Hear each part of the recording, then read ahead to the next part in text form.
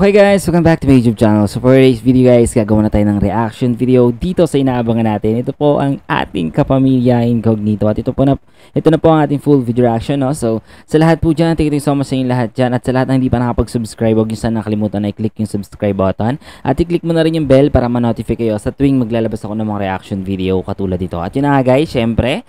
At sa lahat ng gusto makapanood dyan ng mas maganda, malinaw, pumunta lamang kayo sa ating paboritong kapamilya channel. Ito po ang ating ABS-CBN Entertainment. At mag-subscribe na rin po kayo doon. Mapapanood nyo ito tuwing Monday to Friday after ng FPJ Batang Quiapo. At yun na nga, ito na ang ating full video reaction episode 108. So let's go!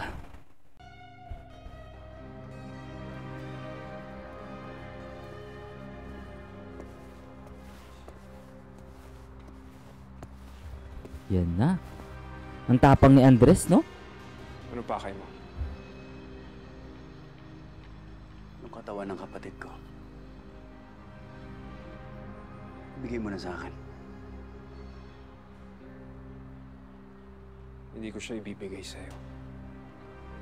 Ano pa kailangan mo? Kapatid ako. Tatay ako.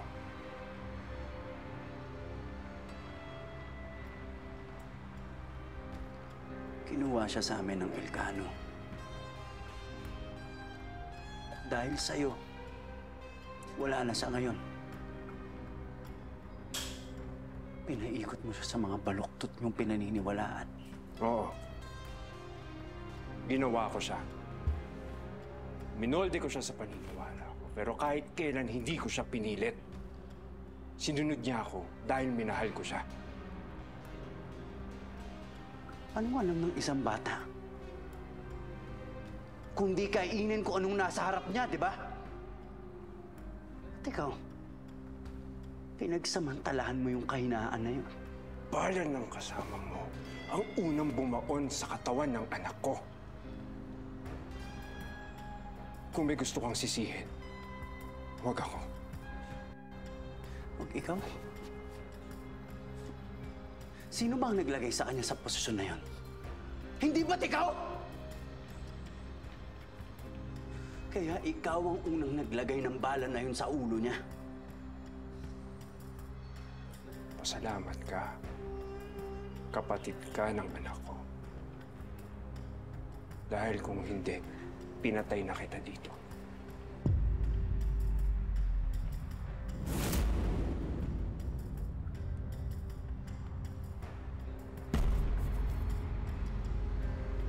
Wala na tayong dapat pag-usapan.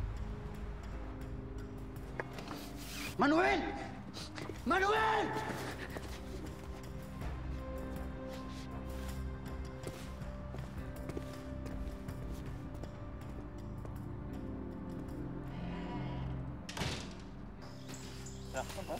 Maluwag.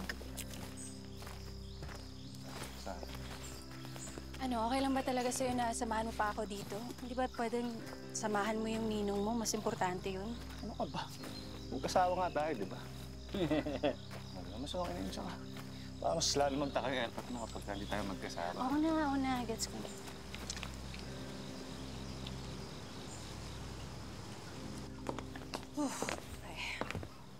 Sino yung mga tao niyo?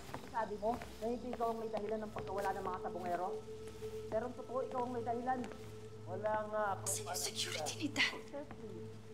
Kapag hindi pa kayo umalis dito, magpipilitan kami tumawag. Saan nyo sila dinala? Ilabas nyo ang tatay ko!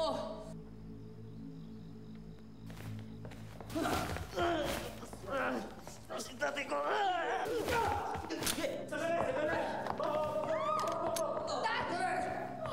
Sandali!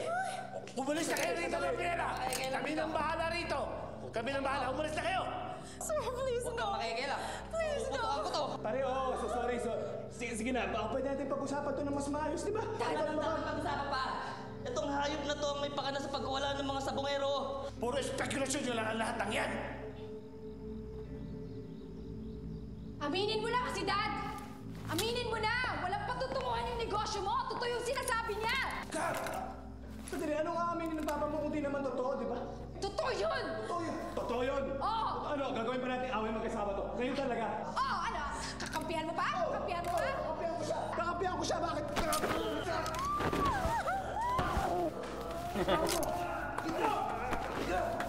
Galing.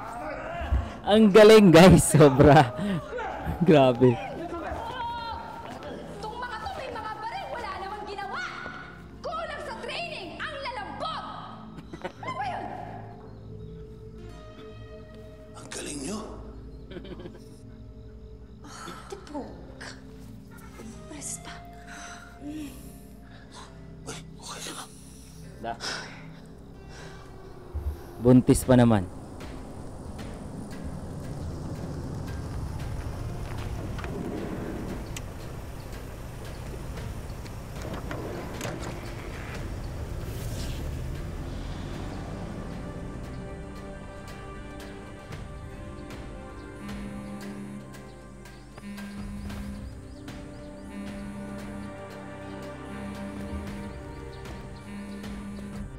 Huwag na natin iparating pa sa mga otoridad para hindi na lumaki to.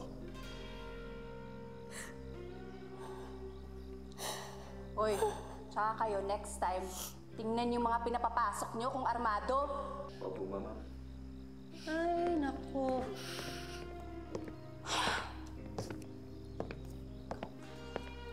Tukagin nga tatay.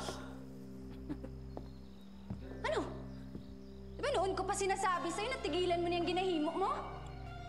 Ayun, pinalikan kasi ginawa mo.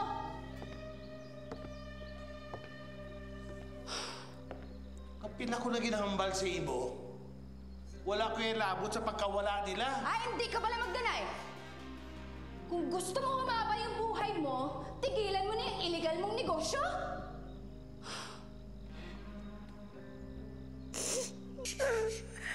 At tipuga na ba hindi ka gid maguntat sa paghibi?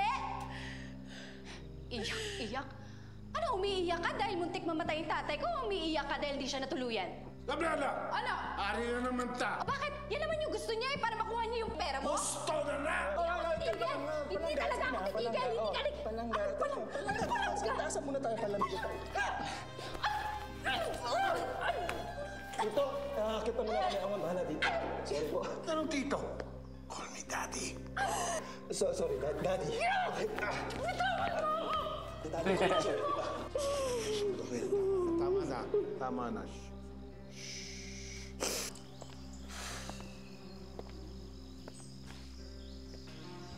Parang nakaka 10,000 steps. Hindi ka na mapagod. Thank you, ah. Kailangan. Upo ka nga dito. Upo ka muna dito. Sige na, kumalma ka na. Naiilo ko sa'yo. Sige na, dito ka na. Upo ka na dito.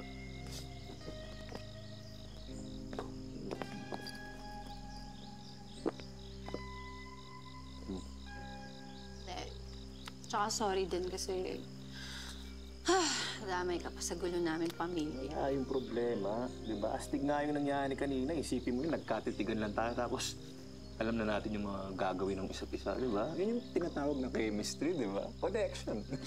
Galing. Kaya partners na talaga tayo. Astig eh.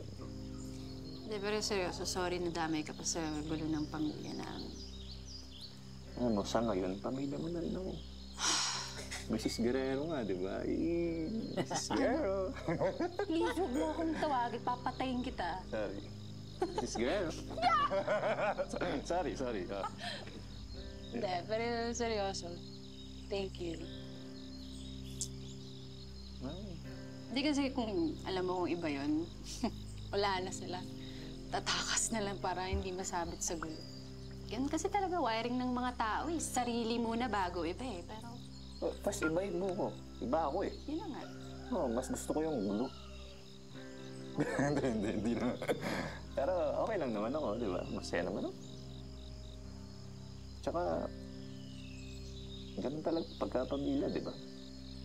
Hindi talaga may iwasan sa pamilya may gulo, tsaka may drama. Pagka wala nga nun, parang hindi totoo eh. Boring. Tsaka kahit naman mag-away-away kayo, pag-uwi mo pa rin ng bahay eh. Kayo pa rin yung magkikita. Ganun talaga pag pamilya eh. Ano, ako kung pwede lang pumili ng pamilya. Eh, hindi eh, di ba? Eh ako nga, example lang, yung ninong ko. Ang sweet nila. Hindi ko na makadugo yun, pero mas malupit pa sa pamilya yung tingin ko sa kanya. Mahal na mahal ko, hindi ko nga alam kung bakit. Pero kaya ko mamatay para sa kanya. At sa tingin ko, ikaw rin, kaya mo rin yun. Ako? Sa tatay ko? Alam mo, galit na galit ka kanina sa airpot mo, pero sa tagal ko ng pagkakakilala sa'yo, parang feeling ko kilala na kita yung buong pagkatao mo. Alam ko na kung paano ka Ano ba ako? Ito. Yung galit mo kanina, pansin ko galit ka kasi hindi dahil sa wala kang paki sa kanya. Galit ka kasi sobrang nag-aalala ka. Mga alam, ba't di mo dinediretso eh? Siguro nagpapaka-strong girl. Alam mo, hindi pa gets ng airpods mo sa akin. Pero ako, kuha na kita eh. Mahal na mahal mo yun. At sa tingin ko, kaya mo rin mamatay para sa kanya.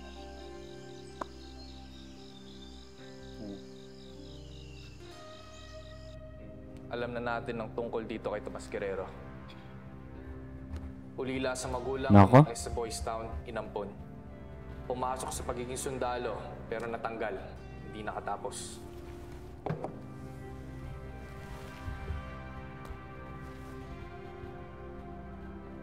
Siya ang bumaril sa anak ko.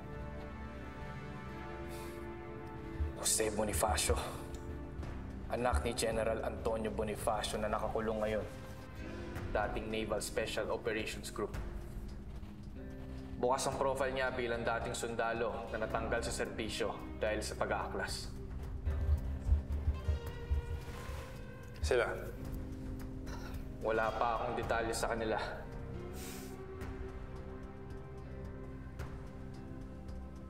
Sila ang susi natin para makilala yung mga yan.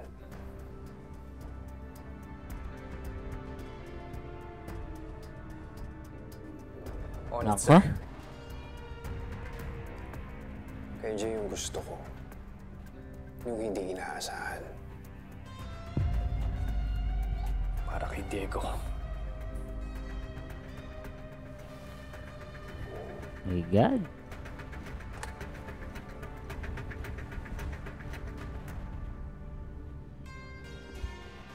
Ay, eto na.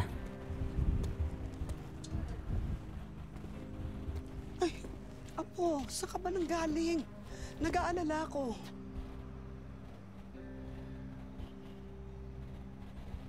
Ginawa ko na lahat, Apo. Ayaw eh. Ayaw ni Manuel. Di mo lang mapakita ang katawan ni Jun.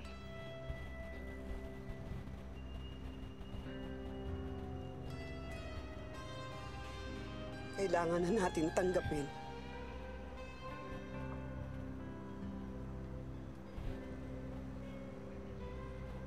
Pinahiram lang si Jun ng Diyos sa atin.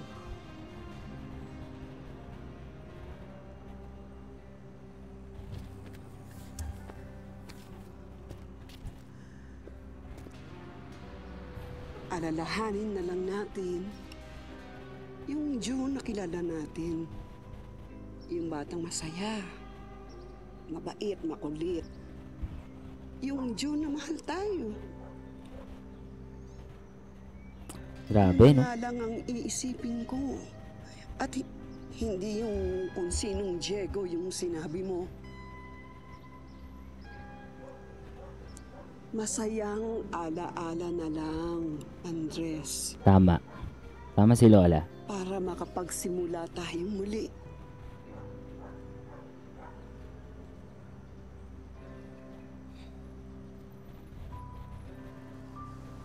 Ano pa ako magsisimula, Apo?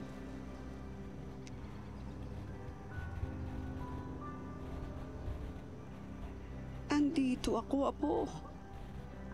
Tayong dalawa. Doon tayo magsisimula muli.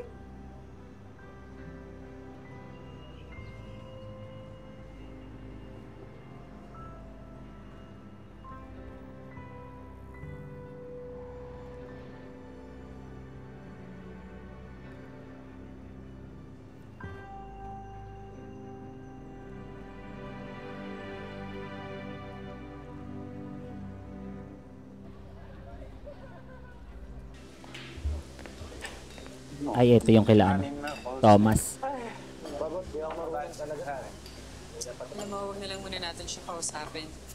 Sa totoo lang, di rin naman natin alam kung nasasabihan sa kanya eh. You're right. Diba? Iba talaga yung timpla ni Andres eh. Kapag balita doon, isang linggo na. Hindi nga sumasagot eh. Okay sana kahit si Zone lang, wala eh. Parang hindi na umakak ng cellphone, pati si JC ganun na rin siya. Huwag yan natin. Diba? Puntahan natin, tayong dalawa. Tomas, wag. Let's just give him space. Okay? Yeah, oras lang talaga. Alam niyo, hindi madaling mawalan ng mahal sa buhay. Tama. That's true, pero naniniwala pa rin ako na magiging okay ang lahat. Ang bawat isa sa atin. Si Andres, si JB, Max. Gusto na si JB. Pa ako nakakadalaw sa hospital. Pero malalabas yun. Hindi ko alam eh. Maybe soon. Mukhang nagre-recover naman na siya. May natuklasan. Di ba, Ale, pagka nabuo ulit yung grupo natin, para tayong yung bandang nagwatak-watak, tapos, boom! Malalang comeback. Ah, di ba? Cheers! Cheers!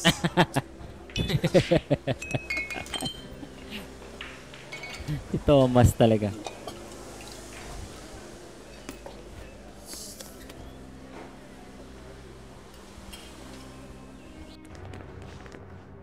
Nako, ito na.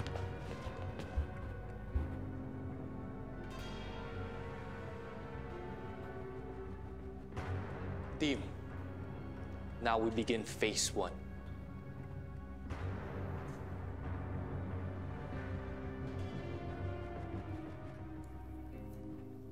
Parte ng trabaho yan, Drake. Hindi lahat na ipapanalo. Pero alam ko, ginawa niyo ang lahat. Anyway, kaya kita pinapunta rito. Dahil gusto kong malaman mong i-offer still stands. Including the reinstatement? Yes. May usapan tayo at gusto kong tuparin yun. Lahat ng mga tao mo ma-reinstate into active service. Once mabigyan niyo sa akin ang lahat ng kailangan ko tungkol sa Elcano,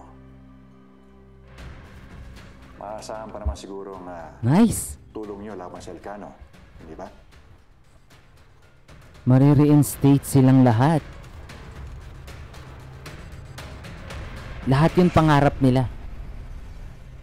Dahil sa galit ko kay Mama, ginawa kong personal yung laban. Ginamit ko pa yung kapatid. Ganito na lang muna ang ating reaction video dito sa inaabangan natin. Ito po ang ating Kapamilya Incognito. At sa lahat po dyan ang hindi pa nakapag-subscribe dito sa ating channel, huwag nyo sana nakalimutan na i-click ang subscribe button at pakiclick na rin po ng bell para maging updated kayo sa tuwing maglalabas ako ng mga reaction video. At yun na nga guys, sa muli, gusto ko sanang sabihin sa inyo sa lahat ng gustong makapanood ng mas malinaw, mas quality at syempre mas maganda. Punta lamang kayo sa ating paboritong Kapamilya channel. Ito po ang ating ABS-CBN Entertainment. And syempre guys, mag-subscribe na po kayo doon. Mapapanood nyo to tuwing Monday to Friday. After po yan ang ating FVJ Batang Quiapo. So, thank you so much again and have a nice day.